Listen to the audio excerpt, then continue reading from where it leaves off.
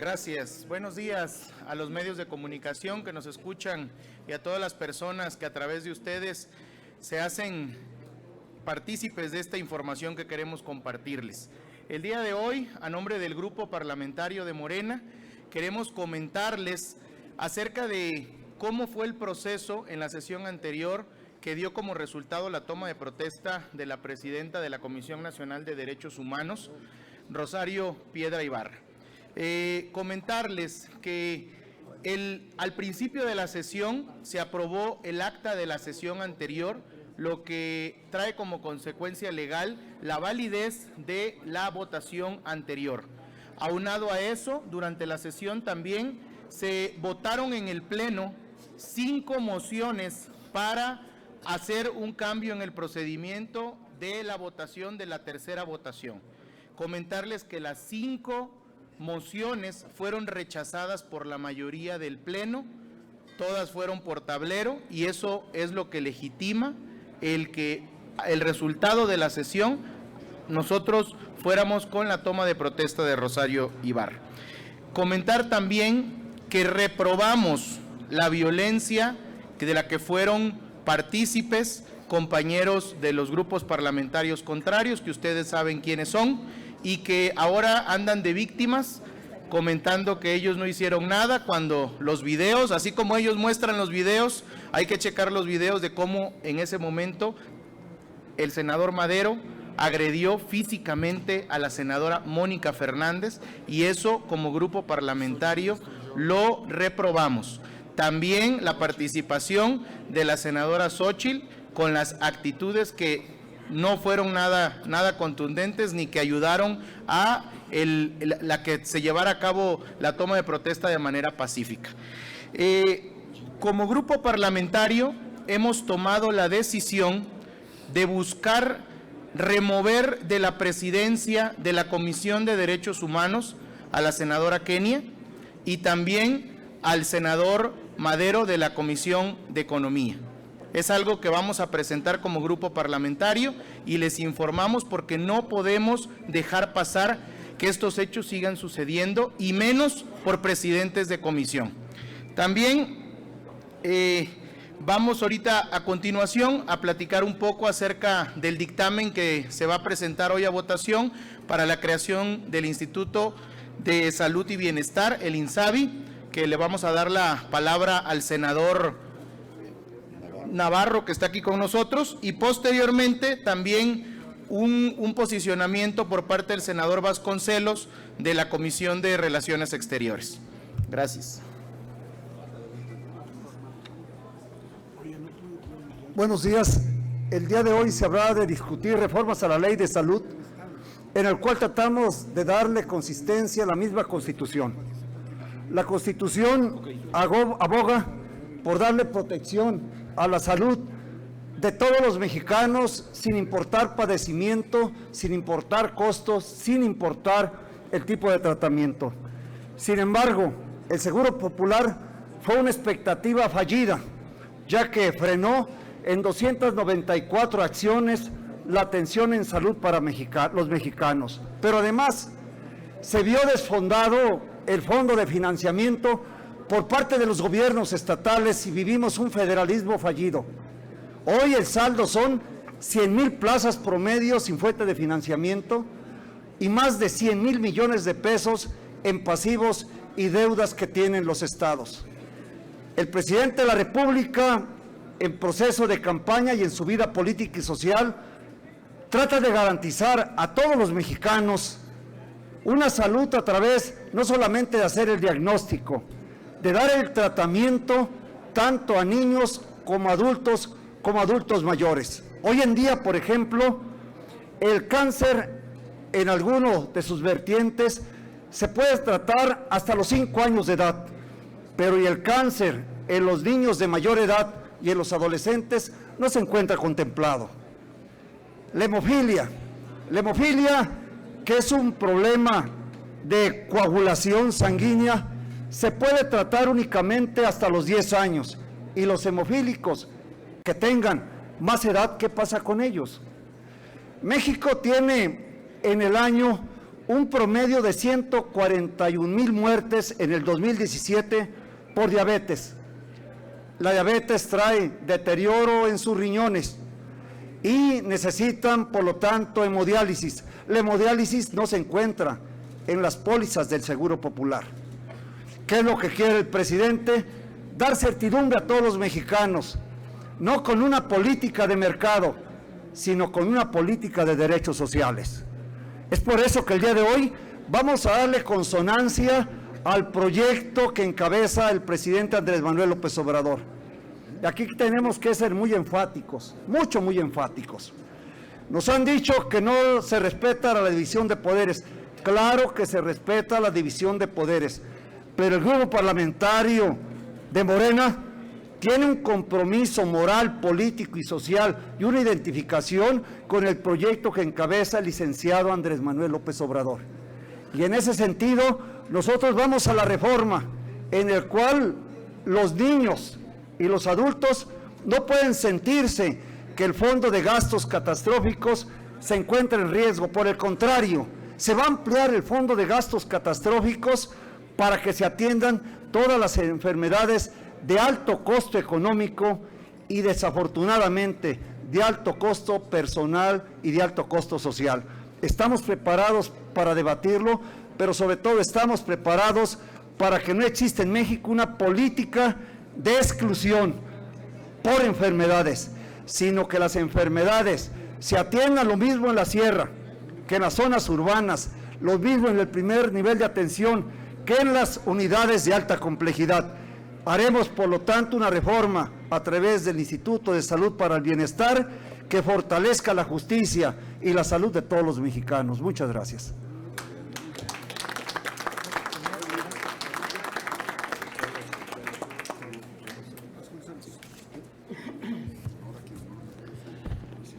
Muy buenas tardes, amigos y amigas de los medios de comunicación. Quisiéramos comunicarles que en unos momentos el grupo parlamentario de Morena estará presentando ante el Pleno del Senado un posicionamiento en torno al exilio que ha otorgado el gobierno mexicano, al asilo que ha otorgado el gobierno, nuestro gobierno, a don Evo Morales. Más que dar lectura al posicionamiento que ya ustedes van a escuchar dentro de en breve, quisiera hacer algunos comentarios acerca de este tema. En primer término, recordarles a todos y a todas que la gran tradición mexicana de otorgar asilo se remonta nada menos que al siglo XIX. La primera vez que en México se otorgó asilo a una personalidad extranjera fue en 1835. ¿Y qué decir de los innumerables ejemplos a lo largo del siglo XX, donde uno de los grandes méritos de la actuación internacional de México fue, por ejemplo, la manera en que el gobierno del general Cárdenas acogió al exilio español que tantas aportaciones hiciera a la vida nacional, en particular a la vida intelectual, académica y artística de México. Y hay muchos otros ejemplos. Mencionaré unos cuantos. Desde luego está el caso de José Martí, a fines del siglo XIX, de Víctor Raúl Aya de la Torre, de Rigoberta Menchú, de Héctor Cámpora, naturalmente el célebre caso de León Trotsky y el de muchas figuras de la cultura y las artes de la talla de Pablo Neruda y Luis Buñuel. En ese contexto general, creo yo que tenemos que enmarcar el caso de Evo Morales y su asilo en México. Me parece que es actualizar una de las mejores tradiciones diplomáticas de México. Y quisiera recordar, porque en estos días naturalmente se ha agudizado la discusión en torno al actuar y a la posición histórica de Evo Morales. Quiero recordar que durante sus gobiernos, don Evo Morales, hay un ruido.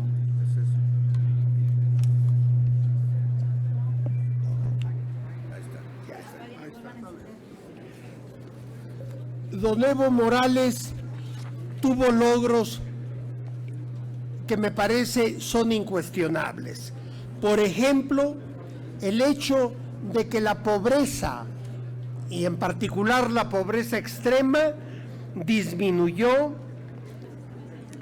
de alrededor del 38% de la población al 17%. El promedio de crecimiento de la economía boliviana fue del orden del 4% anual. Pero yo quisiera hacer particular énfasis en un aspecto que me parece el más importante de todos. Gracias a Evo Morales se dignificó el papel de la población indígena de Bolivia, que como las poblaciones indígenas de toda América Latina han sido sojuzgadas y explotadas durante 5 siglos. Estas comunidades indígenas, que por cierto son los dueños originales de todos estos territorios, han sido apartados del poder, del ejercicio de la vida y de los derechos políticos y de su dignidad. De modo que hay que recordar en todo momento que esa fue quizá la mayor aportación histórica de Evo Morales. Uno podría, como se está haciendo de hecho en la opinión pública, perdón, hay alguna interferencia en los aparatos. Se está debatiendo en estos días aspectos, digamos, del final de la gestión de Evo Morales, pero no por observar los árboles debemos de perder de vista el bosque. Y el bosque es el legado ya histórico que Evo Morales representa. Así que desde el punto de vista del grupo parlamentario de Morena, nuestro total apoyo al asilo que ha otorgado el presidente de la República a Evo Morales. Bienvenido a México y enhorabuena por este paso adelante de lo mejor de la diplomacia mexicana. Muchas gracias. Finalmente, comentarles, igual en la reunión previa que tuvimos el día de hoy, realizamos la votación para ver como grupo parlamentario a quién vamos a apoyar para la elección del Consejo de la Judicatura. Ya tenemos una decisión como grupo, que más en el transcurso de la sesión se hará saber, y comentarles también que se van a presentar turno directo para varios puntos de acuerdo que como varios compañeros del grupo parlamentario han presentado. En mi caso, yo participo en un grupo, en un punto de acuerdo que se pide mayor presupuesto al campo, específicamente para que el cacao pueda quedar como dentro del programa de producción para el bienestar, y también se haga legal, ya se publiquen en las listas el precio de garantía del maíz que desde principios de año ha estado pendiente. Igual el compañero, el senador Guadiana, va a comentar algo acerca de unos puntos de acuerdo que él presentó. Bueno, como los temas van a ser muy importantes, tanto del doctor Navarro como lo que acaba de mencionar el senador Vasconcelos, y va a dar lugar a una discusión amplia. Yo también lo que dice el senador Ovidio, nosotros presentamos varios puntos de acuerdo, pero uno muy importante es referente a la región carbonífera en Coahuila, que solamente está esperando la Comisión Federal de Electricidad, un comunicado de la CENER a fin de que pueda, de la Secretaría de Energía, para que pueda ampliar un pedido que tiene la promotora de desarrollo minero de carbón, para fin de que puedan cerrar noviembre y diciembre y haya derrama en una región que está muy golpeada desde el punto de vista económico y social, y la ampliación que se pide es solamente de 65,000 toneladas más de carbón de aquí a diciembre. Esos son los puntos importantísimos. Número 2, también dentro de las universidades hay una problemática muy fuerte. Sabemos que ha habido desvío de recursos en muchas de ellas, pero en el caso de la Universidad de Coahuila están lanzando prácticamente un SOS para un apoyo para los edificios en las diferentes regiones de la Laguna, Saltillo y Monclova, que fueron dañados con el huracán Fernán, y además un dinero para los fondos de pensiones, porque si no, no les van a poder pagar. Y estamos hablando del orden de 400 millones, pero yo también presenté un punto de acuerdo donde se audite a todas las universidades de parte de la Auditoría Superior de la Federación, dependiente de la Cámara de Diputados. Es el otro punto. Y un tercer punto rápidamente, con el motivo del programa de presupuesto, se va a pasar ese punto a la Cámara de Diputados hoy mismo, en donde pedimos también una revisión en el programa de austeridad, que se siga con el programa de austeridad, pero que se revise la manera de dar empleo o eliminar también algunas gentes, pero sin dañar la operatividad de las secretarías por el medio del teletrabajo. Ahorita ya aquí en México y en todos los países latinoamericanos hay ejemplos de las compañías europeas, alemanas, inglesas, norteamericanas, en donde cada empleado, un empleado desde su casa maneja el trabajo a través de computadoras y da los servicios a todo Latinoamérica, un solo empleado. Entonces, ¿por qué no hacerlo en las secretarías? En lugar de tener tanto burócrata, que se vayan a su casa, ahorramos energía, hay menos contaminación, y que trabajen mediante metas a través de internet y de las computadoras. Muchas gracias y muy amables. Muy bien. Sí. Ya con esto sería final. ¿Hay preguntas? Ok. Sí, senador, les pregunta Elizabeth Rodríguez de la agencia Notimex. Muy buenos días o tardes, perdón, tardes ya. Tardes. Muy buenas tardes. Sí, yo tengo dos preguntas, una para el doctor Navarro con relación a la ley que hoy se va a votar, y la otra es para el senador Vasconcelos. La primera, doctor Navarro, ayer hablé con un padre de familia, con Israel, y él comentó que ya tienen un acuerdo, que de hecho hoy lo van a firmar, si no es que ya lo firmaron. ¿Qué incluye este acuerdo? Y si se va a considerar lo que ellos están pidiendo, que se le garantice en letra que se van los tratamientos de los menores.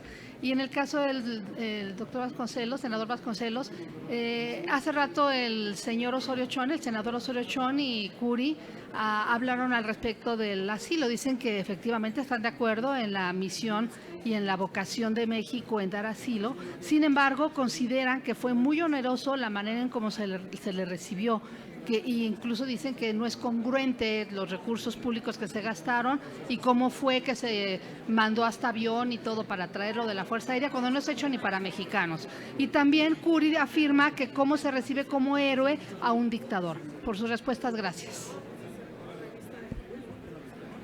Sí, es cierto, dialogamos con los padres de familia en días pasados. El problema ya no es el que fue en un principio, la falta de medicamentos, no lo hay. El día de hoy lo que quieren es certidumbre para que el Seguro Popular, al ser sustituido, ellos pudieran seguir teniendo las garantías, la certidumbre del tratamiento para sus niños. El Fondo de Gastos Catastróficos, es sustituido del Fondo de Salud para el Bienestar, en el cual se fortalecerá además con 40,000 millones de pesos para aumentar la cobertura a otro tipo de enfermedades catastróficas, y también no limitar hasta los 5 años el tratamiento de cánceres. Hace ratito les platicaba a ustedes, en el caso del cáncer del ovario, se está garantizando, por ejemplo, hoy en día, el tratamiento para 2 tipos histológicos de cáncer de ovario en la mujer. Hoy se trata que las 5 variedades que se encuentran identificadas tengan garantías de tratamiento, ¿sí? Aumentar la cobertura de gastos catastróficos, que es lo que está generando no solamente disminución, sino que el patrimonio económico y material de muchas familias se acabe. Va a quedar esa certidumbre que ellos nos han planteado de una muy buena manera dentro del espíritu de la ley, de las reformas de ley. ¿Sí firmaron este acuerdo entonces? Sí, fue una solicitud. Una carta compromiso. Sí, fue una carta compromiso y una solicitud que ya se le pasó a la mesa directiva, ¿sí? Y algunas de los puntos de vista se incorporaron ya dentro de la exposición de motivos. Tenemos hoy en día no una prisa impensante, sino el hecho de no perder tiempos, porque debe de encontrarse en el presupuesto de egresos a discutir ya y aprobar por la Cámara de Diputados. Por eso está dentro del espíritu de la exposición de motivos, y también lo habremos de discutir e incorporar dentro del reglamento, que se tendrá 6 meses para elaborarlo una vez que inicie a partir del 1 de enero del 2020. Muchas gracias. Gracias a usted.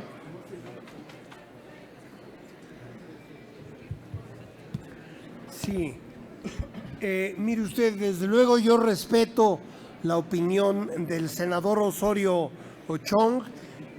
No solo cada legislador, sino cada ciudadano y ciudadana tiene todo el derecho a su punto de vista. Sin embargo, quisiera recordar que un gobierno, por cierto, del PRI, el del presidente Echeverría, si mal no recuerdo, envió un avión para recoger a la señora Allende, a doña Hortensia Bussi de Allende, después de los trágicos acontecimientos ocurridos en Chile en septiembre de 1973. De modo que no es la primera ni la única vez en que México, ante el riesgo de la vida de una personalidad, ha echado mano de los recursos necesarios para salvaguardar esa vida.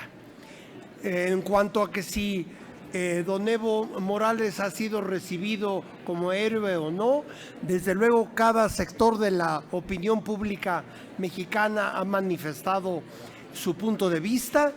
Yo mismo acabo hace un momento de recordar algunos hechos que me parecen incontrovertibles, más allá del juicio que puedan tener distintos sectores sobre los últimos tiempos en la hermana República de Bolivia.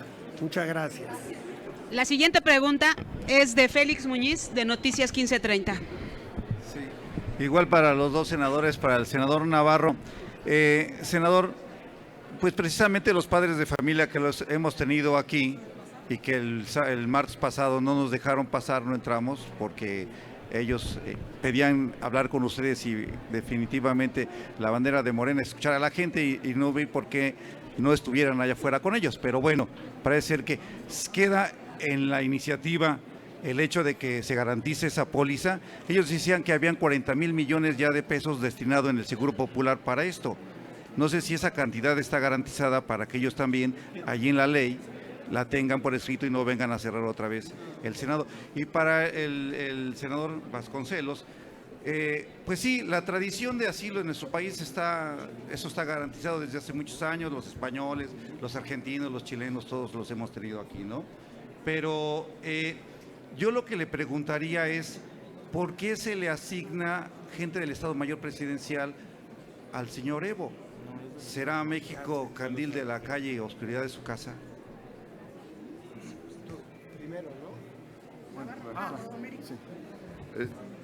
Me voy a permitir contestar la primera pregunta dirigida al senador Navarro dentro de la Comisión de Salud, nada más para especificar, porque hemos estado en todas las reuniones en que han solicitado los padres de familia del Hospital Federico Gómez, en una válida inquietud de saber cómo se va a continuar la atención de sus hijos, a que los aqueja un problema de leucemia y que está incluido dentro de los gastos catastróficos. Le podré especificar que nos hemos reunido con estas 10 familias, 15 familias de estos niños, los padres con esta inquietud, cada vez que se ha solicitado esta reunión. El martes también nos reunimos con ellos, salimos del pleno para atenderlos en un salón aquí propio de la Cámara de Senadores y estuvimos atentos para hacer los planteamientos que estaba diciendo hace un momento el senador Navarro.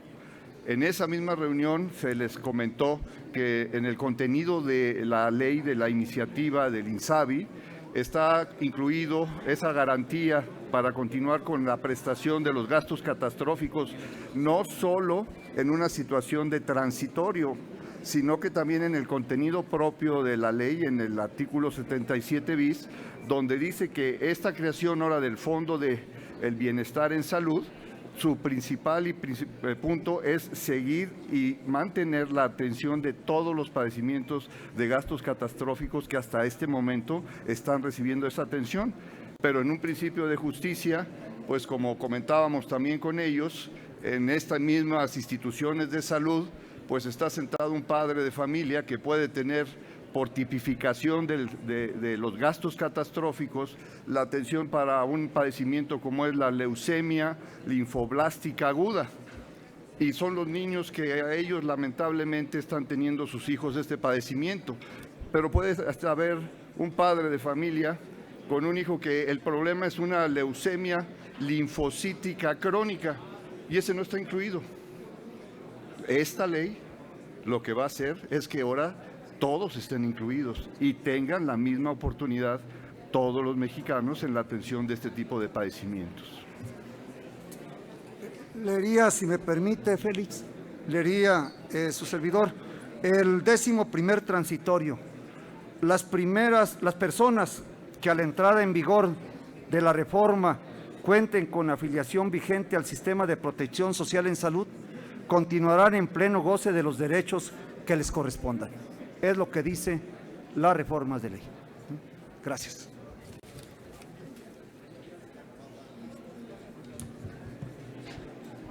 Sí, mire usted, el Estado Mayor Presidencial como tal no existe ya, como todos sabemos. Lo que ocurre es que sus miembros se reintegraron a la Secretaría de la Defensa Nacional, a las Fuerzas Armadas, y yo entiendo que de las Fuerzas Armadas se han adjudicado algunos elementos para la seguridad de don Evo Morales, cuya vida evidentemente ha estado amenazada al menos desde el sábado pasado. Ahora, les quisiera recordar a todos que nosotros somos poder legislativo. Las decisiones que se han tomado en torno a la seguridad de don Evo, pues evidentemente son y pertenecen al Poder Ejecutivo. De manera que yo solamente le puedo responder lo que es la información que yo tengo. Gracias. La última pregunta es de Gerardo Segura, de Azteca Noticias. Gracias, senador. En relación también al tema de Evo Morales. Es que hay quienes dicen que pues es inmoral que se le reciba con tantos privilegios cuando hay austeridad aquí en el país y cuando hay falta de medicamentos, cuando hay falta de presupuesto y que se esté gastando tanto y que debería de haber una rendición de cuentas de cuánto se está gastando en traer al expresidente de Bolivia. Y si no, también se debe de aplicar la austeridad republicana en todos estos gastos que están haciendo con este exmandatario boliviano. A ver, yo no sé realmente cuántos son los recursos que se han utilizado en las últimas horas para atender a don Evo. Yo estoy seguro de que será el mínimo, habrá sido el mínimo necesario para su resguardo. No podría yo precisar de qué cifras se trata, pero me parece un argumento claramente político, diría yo incluso mezquino, ante la gravedad de acontecimientos como los que están ocurriendo en la hermana República de Bolivia. Evidentemente se tendrán que atender las necesidades inmediatas de don Evo y de quienes lo acompañan, miembros de su familia. Creo yo que lo que habríamos de seguir valorando y discutiendo es la forma en que el Estado Mayor Presidencial, cuando existía, gastaba y los recursos de que disponían anualmente, la extravagancia de los gastos de la Presidencia de la República, por ejemplo, en los viajes que hacían los jefes de Estado mexicanos al extranjero. Les recuerdo que solamente el presupuesto de la Presidencia de la República si mal no recuerdo los datos, bajaron de 3.600 millones de pesos como gasto de la presidencia de la República el año pasado a 800 millones de pesos este año. Creo que esas son las cosas que debemos subrayar y en las que debe fijarse en la opinión pública. Gracias. Yo voy a opinar tantito en la pregunta y en el cuestionamiento que se está haciendo acerca del presidente legítimo, Evo Morales. Están cuestionando los gastos. El gobierno pasado no escatimó gastos en mover activistas, a luchadores sociales en aviones particulares a prisión en diferentes partes de la República para poner custodios. O sea, porque eso no lo cuestionó nadie. Son muchos los activistas y luchadores sociales en México que los han encarcelado y que los han movido de un estado a otro en aviones particulares de los propios gobernadores. Porque ahí no hay cuestionamiento. Cuestionen eso.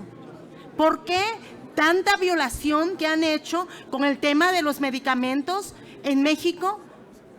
Históricamente, vayan a los municipios, vayan a las comunidades y están cuestionando esto. Es un gran egoísmo que tienen, definitivamente. Muchas gracias. Una pregunta, perdón, senador. Gracias a todos, amigos y amigas. Hasta muy pronto.